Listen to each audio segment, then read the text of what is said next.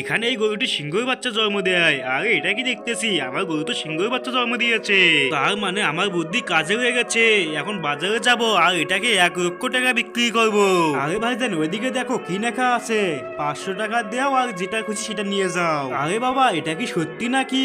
হ্যাঁ সত্যি। আর যদি সত্যি না হয় তাহলে আমি তোকে 20,000 টাকা দিয়ে দেবো। 20,000 টাকা তো অনেক বেশি। এবার এমন কিছু চাবো যেটা সাধু যেন না দিতে পারে। আচ্ছা ঠিক আছে, এই যে নাও 500 টাকা। আর আমার সত্য হলো আমার গরু যেন 1 ঘন্টার ভিতর সিংহের বাচ্চা জন্ম দেয়।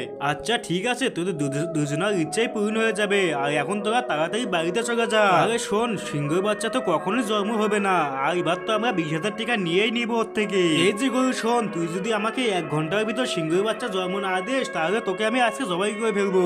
এরপর তো ভণ্ড বাবা গোবরের ভেতর সিংহের বাচ্চাটাকে এগিয়ে দেয়। আরে সত্যি তো আমার গরু সিংহের বাচ্চা জন্ম দিয়েছে। আরে এটা তো মরা, আজকে বাবার খবর আছে। দাঁড়াই দেখবো কে কে শয়তানকে হারিয়ে আল্লাহকে ভালোবাসেন। যারা আল্লাহকে ভালোবাসেন তারা ভিডিওটি লাইক দিয়ে চ্যানেলটি সাবস্ক্রাইব করে দিবেন। আর যারা শয়তানকে ভালোবাসেন তাদের কিচ্ছু করার দরকার নাই।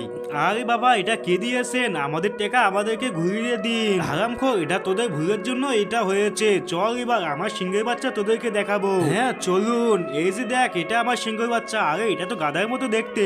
আরে ভাইজান এটা গাধা না, এটা হলো সিংহের বাচ্চা।